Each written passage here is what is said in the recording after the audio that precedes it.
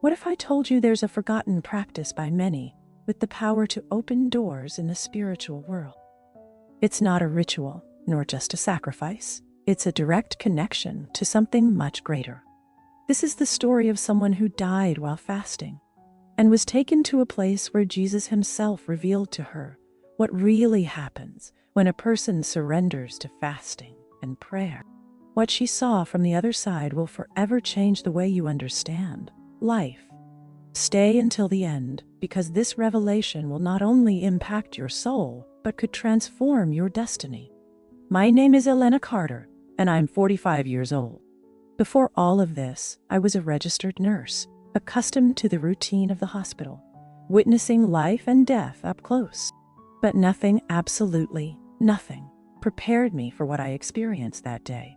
It was the most real, intense, and transformative experience of my life.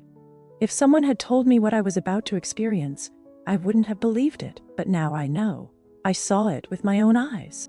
It all began on September 12, 2023. I was on the 7th day of a fast, just water, something I felt in my heart I had to do. It wasn't the first time I had fasted, but this time felt different. There was a weight in the atmosphere, a feeling that something significant was about to happen. I didn't know what, but I felt it deep within my being. That morning, at 5:30 in the morning, I took my car to go to the prayer meeting at my church.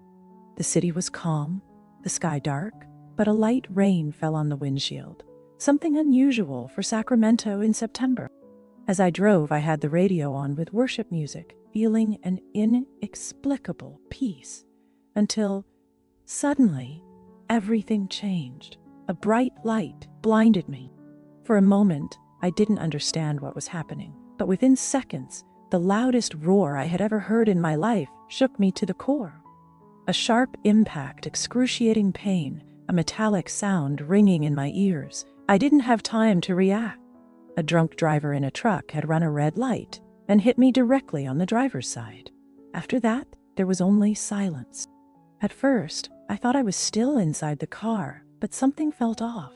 But the most shocking moment came when I looked down and saw my own body trapped between the twisted metal of the vehicle. Paramedics were running around me, trying to get me out, checking my vital signs. But what came next was even more shocking. All of a sudden, everything around me began to fade away as if the scene of the accident was dissolving. I had never felt anything like that before, but what I saw in that moment changed my life forever. There was a tunnel, but not like the ones we imagine in movies. It wasn't dark or terrifying. It was pure and vibrant light, a light that couldn't be compared to anything earthly. It enveloped me, filling me with an indescribable warmth. And then I felt it, a presence, not just any presence. I immediately knew who it was, even though I didn't need to see it with my eyes. It was Jesus. His voice wasn't a sound like what we hear here on earth. It was something deeper, something that resonated in every part of me. He called me by my name, but it wasn't just a call. It was as if in his voice contained all the love, all the compassion, all the truth of the universe. And in that instant, I understood something I had never considered before. The fast I was doing wasn't just a practice. It wasn't just a sacrifice. What I had been doing for those 7 days had a real impact in the spiritual world. And what Jesus showed me in the minutes I was outside my body is something I will never forget. He told me to look, and when I did, I saw something that took my breath away. There were threads of golden light ascending from the earth to the sky. They weren't random. Each one represented a person who was fasting and praying. What shocked me the most is that these threads formed paths, connections that crossed dimensions. It wasn't just an individual action. Fasting and prayer were literally opening portals between the earthly and the heavenly. Jesus showed me how, when someone fasts with a pure heart, seeking to draw closer to God, a gap opens in what seemed to be a dark barrier over the earth. I saw how the light of God descended powerfully through these openings, touching lives, breaking chains. I realized something astonishing. Many people don't understand the power they have when they fast and pray.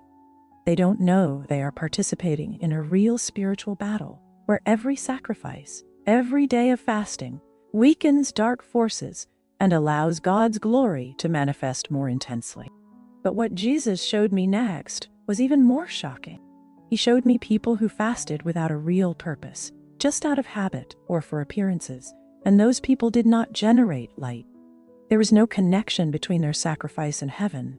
I saw the difference between a fast done with faith and humility and one done without purpose. Jesus explained to me that it's not the act itself that moves heaven, but the intention, the dedication, the disposition of the heart. I felt every part of my being tremble in the face of this revelation.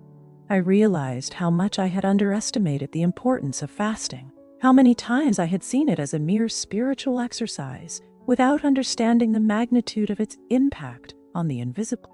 But then Jesus told me there was something more I needed to see, and what came next was something I will never forget. Jesus looked at me with an intensity that pierced my being. There was no judgment in his gaze, only pure love and a truth. His voice resonated deep within me as he said, "Elena, I have brought you here because you must see what most ignore. There is something happening on earth, and few understand it." In that instant, the landscape changed. The light surrounding me faded for a moment, and before my eyes appeared something I never imagined I would see. I saw the earth, but not as we see it from space. What I observed was something much deeper. I saw a kind of dark cloak covering millions of people. It was like a dense, heavy fog, but the most shocking part was that not everyone was under it. There were some points of light that shone with tremendous strength. Jesus made me focus on those lights. I saw that they all had something in common. They were people who were fasting, praying, directly connecting with the divine. Through their sacrifices, they were piercing that dark barrier, allowing light to descend powerfully upon them and upon those for whom they interceded. But then showed me something that took my breath away.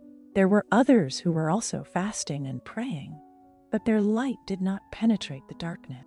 Their efforts seemed to be stagnant. They were people who deprived themselves of food, but their hearts were filled with pride, resentment, and wrong intentions. "It's not the physical act that moves heaven," Jesus said to me. "It's the intention, the surrender, the love with which you do it." Jesus' words echoed in my mind. I had never understood the true power of fasting. Until that moment, I had seen it as a discipline, a personal sacrifice, but never as a direct connection to the spiritual realm. Like a weapon that, when used correctly, can change destinies. Jesus extended his hand and showed me something else. What I saw was terrifying. In the distance, beyond that dark barrier, there were forces that were not human, beings that seemed to be lurking, waiting for people's faith to weaken so they could intervene. I saw how, when someone began a fast with true faith, these entities would retreat, weakened by the light descending from heaven. But I also saw the opposite. When someone fasted merely for appearances, without a real purpose, without humility, their effort had no effect. And these shadows remained close, whispering lies, sowing doubt. I had never considered the magnitude of what happens in the spiritual realm every time someone chooses to set themselves apart and seek God with all their heart. Jesus looked at me again and in a firm voice said, "Helena, there's something more you need to see." Suddenly, I found myself in a place that I can't describe with human words. It was vast, infinite, yet at the same time intimate, as if every part of it was directly connected to my soul. I felt a presence that completely enveloped me. It was not just the light of Jesus. It was something greater, something that transcended time and space. "This is the place where sacrifices are recorded," he told me. I looked around and saw something awe-inspiring. There were figures of light writing in what appeared to be enormous golden books. Each of these books contained the names of those who had fasted and prayed with genuine faith.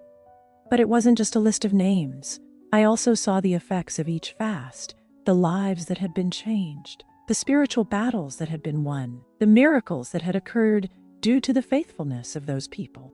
Jesus pointed to one of the books. When he opened it, I saw something that left me speechless. It was my name. My own name was there, alongside each day of fasting I had done, with every prayer I had lifted during those moments of surrender. But I also saw something else. Not all my fasts had the same impact. Some shone with incredible intensity, while others seemed weaker, as if they hadn't reached their full potential. Jesus placed his hand on the book and said to me, "When you fast with a sincere heart, you are sowing into the eternal.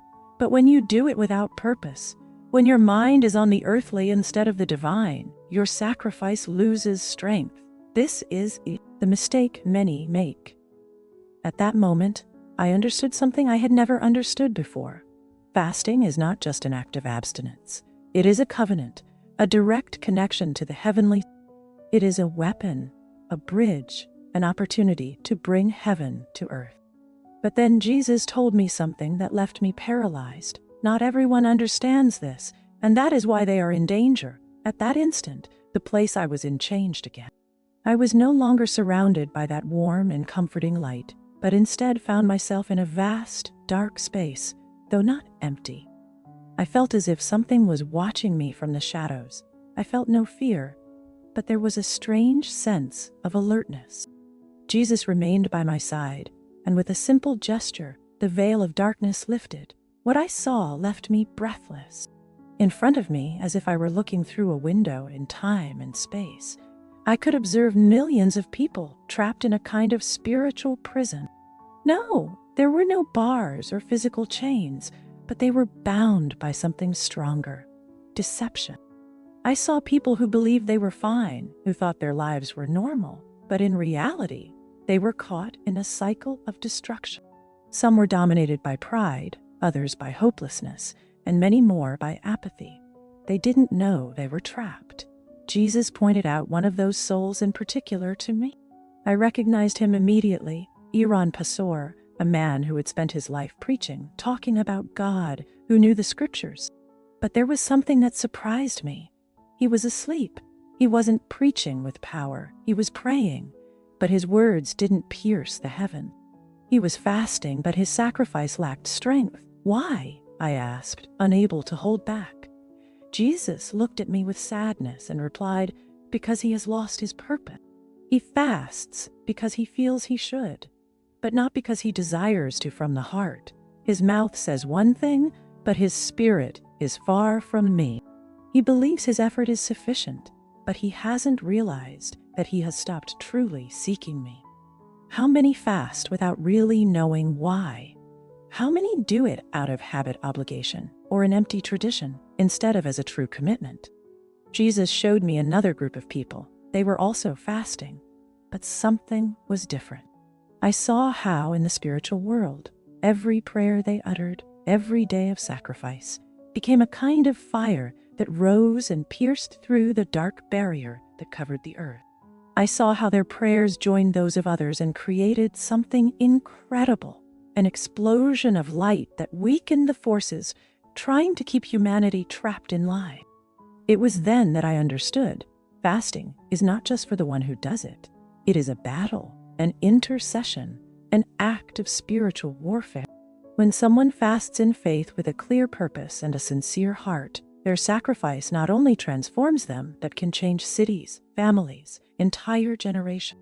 Jesus extended his hand again and showed me something I will never forget.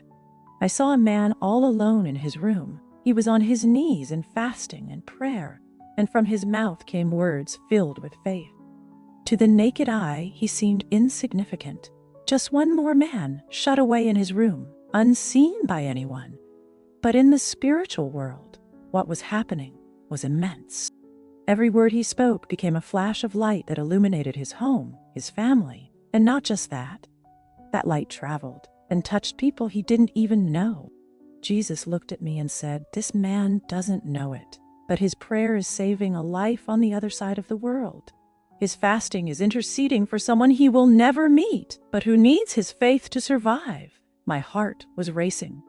How many of us don't understand the true reach of our sacrifice? How many times do we think that what we do in secret has no impact? But then, Jesus showed me the opposite. I saw people fasting with the wrong heart, people doing it to be seen. to receive recognition, to fulfill a religious obligation, but without love. Their sacrifices had no effect. They were just empty rituals, without power, without impact. Jesus spoke firmly. Fasting is a bridge, but if the heart isn't aligned, the bridge goes nowhere. The enemy has led many to believe that fasting is enough, that the simple act will make them more spiritual. But fasting without purpose, without faith, without humility, is just refraining from eating. It doesn't move anything in heaven. In that moment, I felt something deep within me. I had been underestimating the power of fasting. It wasn't just about me. It was about souls, about the invisible battles being waged in the spiritual world. Every sincere sacrifice was a spark of light in the darkness. Jesus approached me with a voice full of love and truth and said, "Helena, there's something more I need to show you, something that will forever change the way you see what's to come." If everything I had seen so far was impactful, what was coming next had to be even greater. In that instant, the atmosphere around me changed. Once again, I felt a pressure in the air, as if the very space was alive and expectant. Jesus took me to a place that seemed suspended outside of time. Everything was calm, yet at the same time, there was an intense energy in the atmosphere. I looked around and saw something that left me speechless. It was a vast hall, like an immense celestial amphitheater, but there were no walls or ceiling, just a golden light covering everything. In the center, I saw a kind of screen, but it wasn't an ordinary screen. It was something alive, something vibrating with energy. At that moment, I understood that I was about to see something that would change my life forever. Jesus approached and looked at me with compassion. "What you are about to see is something that every soul will experience at the end of its journey on earth." Then, the vision began. A person appeared before me. I didn't recognize him at first, but there was something in his face that seemed familiar. He was a middle-aged man, dressed simply, with an expression that mixed confusion and astonishment. I saw him standing in the middle of that infinite space, looking around with uncertainty. Suddenly, the screen in front of him began to illuminate. What I saw took my breath away. It was his life from beginning to end. Every decision, every word, every thought, it was all there, without omissions. But the most shocking part was not just seeing the important moments of his life, but how he experienced them. It wasn't just a recollection. He could feel what others felt because of his actions. I saw how, once, when he was a child, in that moment he felt in his own soul the pain she had felt. I could see his expression change as he grasped the impact of his words. It wasn't just remembering. It was experiencing every emotion he had caused in others as if he were them. Jesus spoke in a solemn voice. "This is the judgment of the soul. Justice is not punishment, but total understanding." I saw how the man experienced not only the moments of pain he caused, but also the moments of love. When he helped a stranger, expecting nothing in return, he felt the gratitude and peace that person felt. When he embraced his son after a difficult day, he felt the warmth and security he conveyed. Every act, big or small, had an echo in eternity. The screen showed a key moment of his life, a moment when he had the chance to take a different path, but he didn't. He could have forgiven but chose to hold on to resentment. He could have shown love but chose indifference. I saw the anguish on his face as he realized what he had lost. It was not punishment. It was the pain of knowing that he could have done things differently. It was the purest and most absolute revelation of who I truly was like. Jesus looked at me and gently said, "Every soul will, for this not to be destroyed, but to understand. This is the true judgment, where there are no lies, only truth." My mind was filled with questions. "And what happens next?" I asked, my voice trembling. Jesus didn't answer immediately. In his gaze, there was something that made me understand that the answer was deeper than I had imagined. That depends on the choice of the soul. Some accept what they see and seek love, redemption. Others cling to their pride and reject the light. The vision shifted again. I saw many souls in that process of revelation. Some were crying in repentance and were wrapped in a brighter light, while others turned away, covering themselves with their own shadows, unable to accept the truth. It was then that I understood something terrifying. Judgment is not an external tribunal. It is the soul facing itself. And what happens next is not a condemnation imposed, but the natural consequence of its own choice. Jesus extended his hand and the vision disappeared. I found myself once again standing before him, with my heart racing. "Elena," he said firmly, "I want to show you something else, something that few have seen." The atmosphere changed again. I knew that what was coming would be even more shocking. In that moment, everything around me faded away. I felt myself rising even higher, as if I were crossing an invisible threshold. Jesus walked by my side, and even though he was not physically holding me, his presence kept me steady. I could feel his love wrapping around me, giving me strength to endure what I was about to see. Suddenly, we stopped in a different place. It was vast, and although there was no visible ground, I could stand effortlessly. There was a soft glow, but not like sunlight. It was a radiance that emanated from everything that existed there. However, something in the atmosphere had changed. I had stopped feeling the absolute peace that had enveloped me before. This place had a weight, a different density. Something important was about to happen. Jesus extended his hand, and as if space itself responded to his will, a new vision appeared before me. This time it wasn't just one man facing the judgment of his soul, but a multitude, thousands, perhaps millions of souls were there, in different states of consciousness. Some were kneeling, immersed in what seemed like deep remorse. Others stood silently, as if trying to comprehend what they were witnessing. But what struck me were those who were turning away. They were not fleeing, but it was as if the light made them uncomfortable, as if the truth being revealed to them was unbearable. Jesus spoke in a firm voice. Each soul has the opportunity to see its truth. Some accept it, others reject it. I observed closely those who resisted. They seemed trapped in their own thoughts, in their own invisible chain.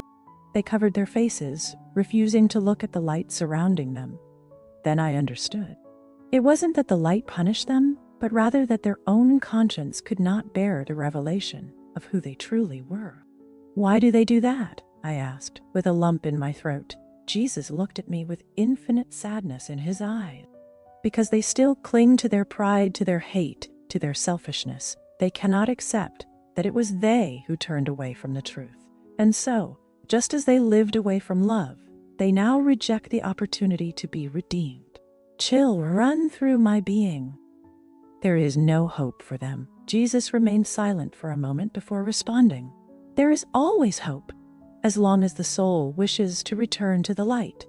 But many have hardened their hearts to such an extent that even when the truth is presented to them, they cannot accept it. My gaze fixed on one of those souls. It was a man with an expression of deep pain.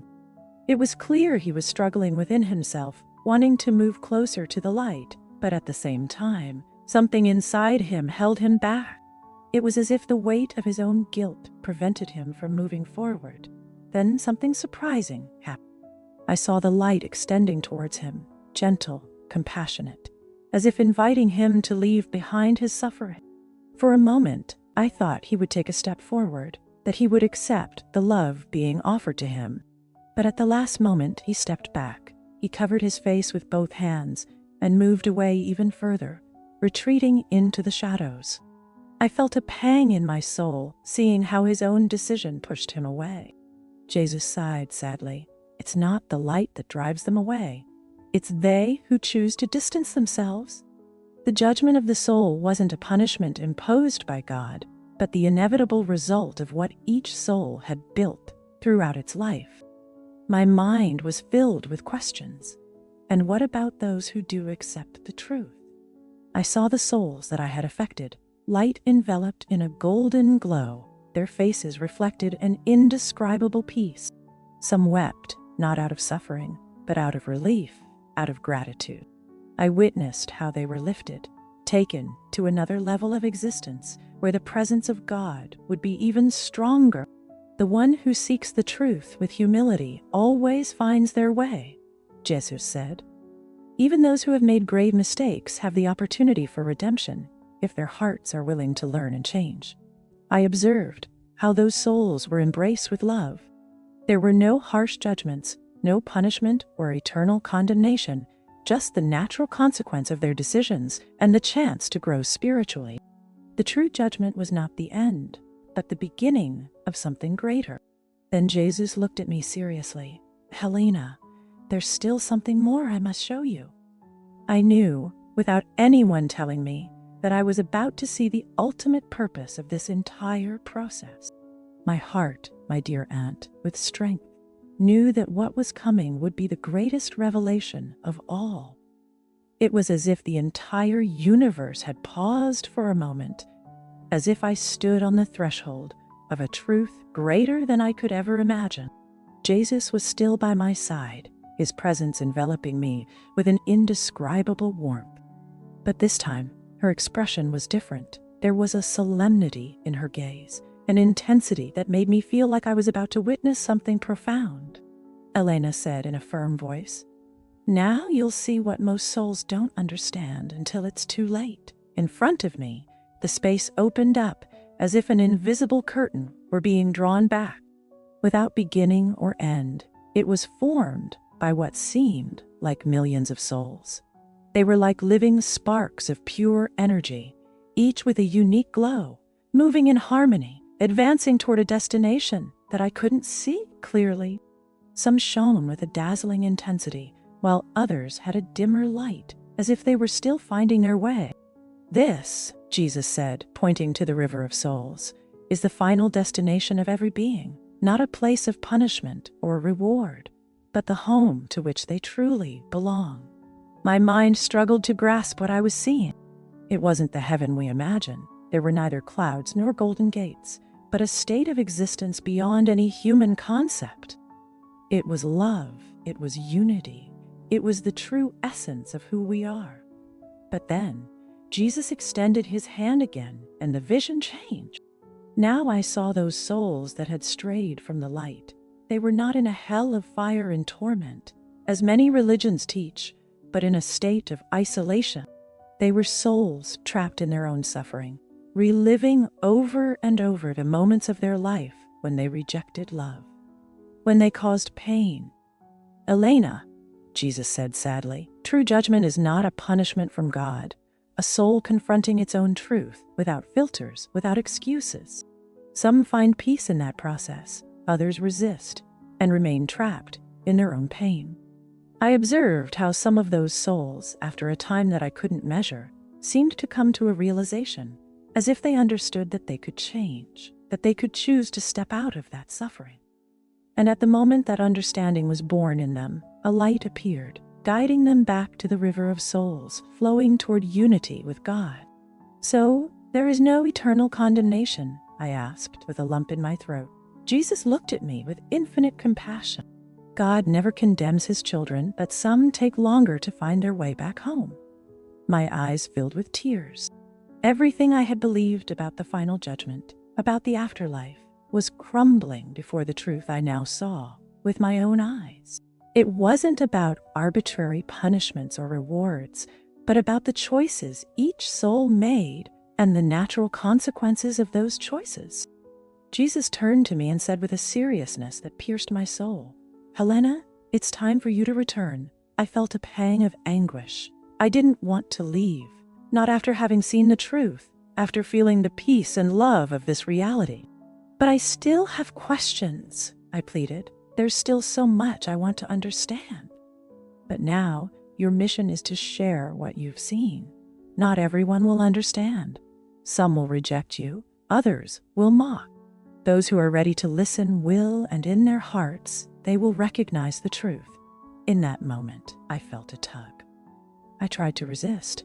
I wanted to stay. I wanted to keep learning. But I knew my time here was over. The light began to fade, and Jesus' last words echoed in my mind like an eternal whisper. "Helena, remember." I opened my eyes suddenly. My body shuddered with a chill.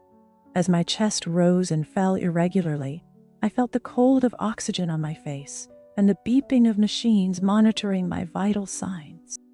Altered voices resonated around me, some in whispers, others filled with disbelief. My vision was blurry, but I could make out the white ceiling of the hospital and the bright lights flickering in the hallway. I was back. The doctors were in their places. I saw one of them stepping back, his face contorted, as if he had seen a ghost. Another checked my signs with trembling hands, as if he still couldn't believe what was happening. I didn't fully understand what was going on until a nurse covered her mouth with her hand and murmured softly, "This isn't possible." I tried to speak, but my throat was dry. The weight of my own body felt strange, as if I were returning to a place I no longer belonged. Everything was familiar, yet foreign, at the same time. My mind was trapped in the memory of what I had just experienced. I had been in another reality. I had seen what lies beyond. I had felt the presence of Jesus, and now I was back here again. My mother rushed into the room. Her eyes were red and swollen, but when she saw me awake, she let out a sob and knelt by the bed, holding my hand with a grip that almost hurt. "Daughter, how is this possible?" Her voice was laced with disbelief. I tried to speak, but the effort was too much. All I could do was close my eyes and take a deep breath. Every part of me still vibrated with the energy of what I had experienced. I knew I had to tell them what I saw, what I felt, what Jesus showed me. The following days were strange. The doctors couldn't explain how I had returned. They reviewed the reports, the tests. To them, I had been clinically dead. They found no medical reasons for my recovery, nor a scientific explanation for what. I spent hours in silence, observing the world with a new perspective. Everything felt different. The sunlight had a warmth I hadn't noticed before. The sound of the wind seemed to whisper something that only I could understand. The people around me moved about, unaware of what I now knew for certain, death. But there was something more, something that troubled me. Before returning, I had felt the weight of a choice, a purpose. Jesus showed me things I was not meant to forget. He allowed me to see the impact of our actions, how every decision, every word, every gesture of love or indifference could shape eternity. I had not returned just for myself. I had come back with a message. The first time I spoke of what I saw, I noticed the mix of fascination and skepticism on the faces of those listening to me. My mother was the first to accept what I was saying.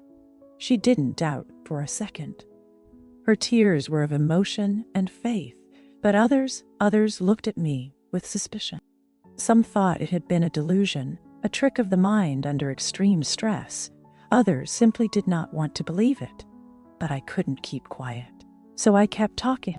To everyone who asked me what had happened, I told them what I saw. I described the light, the peace, the feeling of absolute love. I spoke about the presence of Jesus, his words, the truth he revealed to me about our lives. Some were moved to tears. Others fell silent, unsure of what to say. And some simply smiled in disbelief, as if I were telling a fantastic tale. But then something unexpected happened. One night, while I was still recovering, a nurse walked into my room with a strange expression.